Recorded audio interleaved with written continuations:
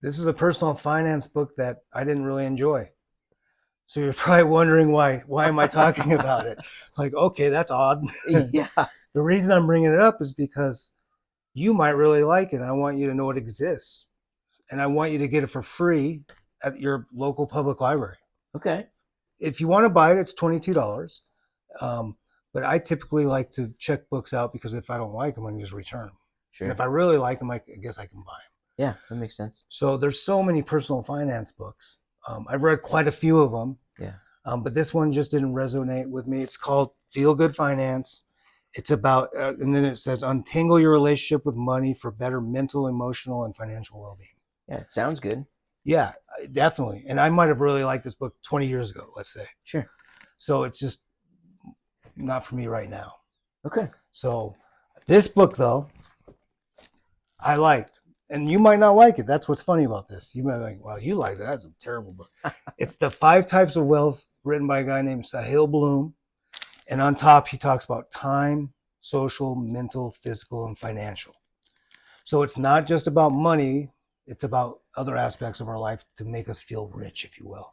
Yeah, because life isn't just about money. Exactly. There's a lot more pieces to life. Exactly. And he does a great job. Imagine worth $10 million and you have poor health and you have no friends or Yeah. you don't see your relatives because you kind of isolated yourself. I don't know. Is that a good life? Yeah, that one sounds pretty rough for me. Exactly. So Sahel does a good job. I highly recommend it. If you buy it, it's $30 because it's a hardback. But if you get it at your library, it's free. And I got it pretty quickly at my library. Nice. And then I took some notes. I got them right here. Okay. So we're just going to talk a little bit about the book and kind of the overall idea of that it's not just about money for our life to have a rich life. Cool. I haven't read any of these books, so I think I have a little more time on my hands than you. That's right.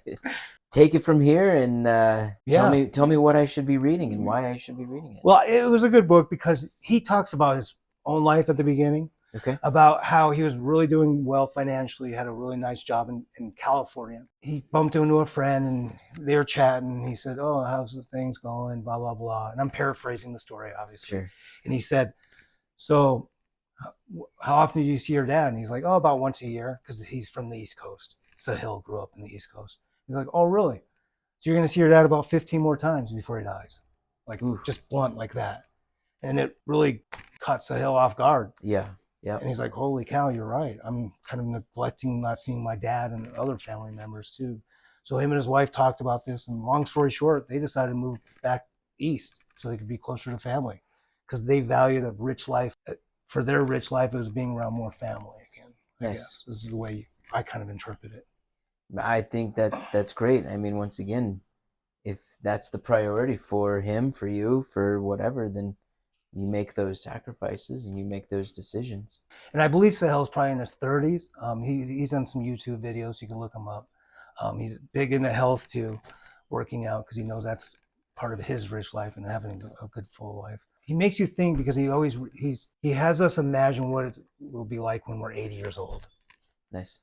Like, what do you think your life will be like when you're 80? So I'm going to read a couple this is on page 265 towards the end of the book.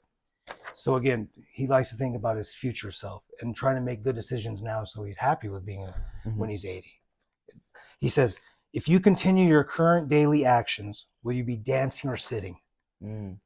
So that's for all of us, Yeah. Will you be dancing or sitting? Yeah. How much time are you taking to be active in your younger years that can help you stay standing and dancing as you're older? I've got a friend who's two people who are in their mid-60s, and one of them, they're very different lifestyles. One of them has a walker and is a little bit more worn down, where the other one is just retired from being a detective in the police force. So very different lifestyles. Yeah, and it's interesting because that one friend that you have that's using the walker. Yeah.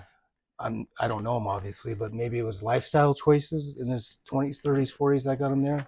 Yeah, I don't know too much about what things he did to get there, but yeah, just knowing off the top that, wow. Yeah. So Good words I of like advice it. right Yeah, there. we're gonna be sitting or dancing when we're 80. Yeah. I'd love to be dancing. Absolutely. I don't dance now though, but That maybe might be when I'm true 80. too. Okay, here's another one from page 265. What actions do you need to add or adjust in the present to more closely align your future with your ideal vision for it? So, in other words, look at how you're living your life and is it setting you up for a good future when you're Yeah. older? That's kind of the way Yeah. I take that. That's exactly how I'm looking at it too. If I want to retire early, what steps am I taking younger in order to retire early? If I'm wanting to buy the fancy car, Yeah. what steps am I taking now to get to that point? So yeah, Exactly. makes goals. Yeah. Right. And like the health perspective is if you gain a pound a year, that's not a big deal, right? A pound or Yeah. two. But if you do that for 25 years, you might be in your 60s, 70s, and now not where you really want to be. You're not dancing, maybe. Yeah. You're sitting. So he's really helping us reflect through his book, I think. Okay. Another one what would your 80-year-old self want you to do today?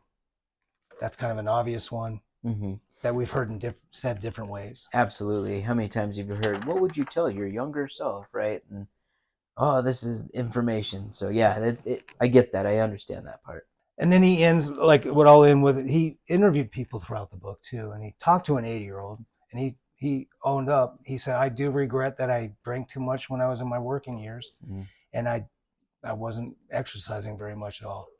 It kind of ruined his later years, is the way I take it." So he's owning up that those choices we make in our working years, in this case, will eventually affect us. So. No, it makes sense. Whatever lifestyle you have in younger years, and what is that going to do? It's not a guarantee. No, that's but not a guarantee. It is one of those things that it could play into effect as you age. Exactly. And he talks about, we're not going to talk about the whole book. This isn't going to be an hour long.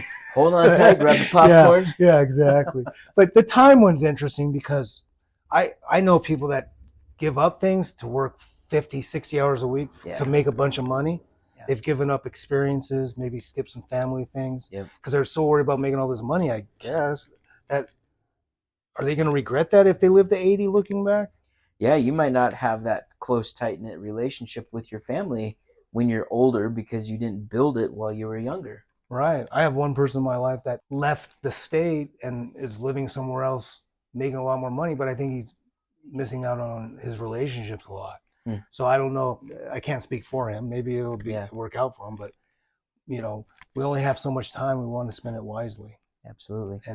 And he says in here, again, this is on page 13. It's part of the introduction. He says, "Never let the quest for more distract you from the beauty of enough." I like that. Yeah. So, live in the moment. Enjoy where you're at. Yeah. Just appreciate what you have. Yeah. And that probably resonates with some people for sure. Absolutely. So, in another good aspect of his book, again, check it out, free. And if it resonates with you, read some of it or all of it because it's nonfiction. It's not like you have to read it from cover to cover. Yeah. But he gives a lot of lessons, a lot of activities we can do to improve our lives. Nice. Throughout the book, things to do just to improve it besides the personal finance aspect.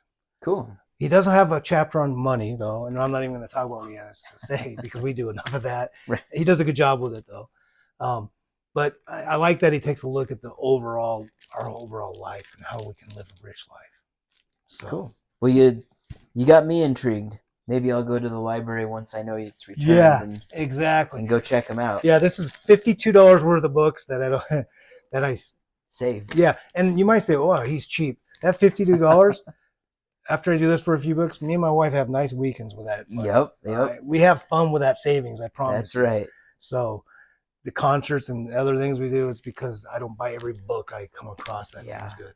Because I read makes sense. It makes sense. If there's something that we missed. Yeah. If you have thoughts about this too, because relationships, right? Yep. Purpose. Time. These are all very important to have a great life, not just money. Yeah. If you just have money, you're not, in my opinion, you're not going to have a great life. Yeah. So, all right. Yeah. Thanks for hanging out with us. Let us know if there's some other books that Ryan should be reading. Yeah, I'll read them. I'll do my best. He's got a little bit more time. Yeah. But if there's anything else, let us know in the comments down below. And we'll catch you guys next time. Cheers. See ya.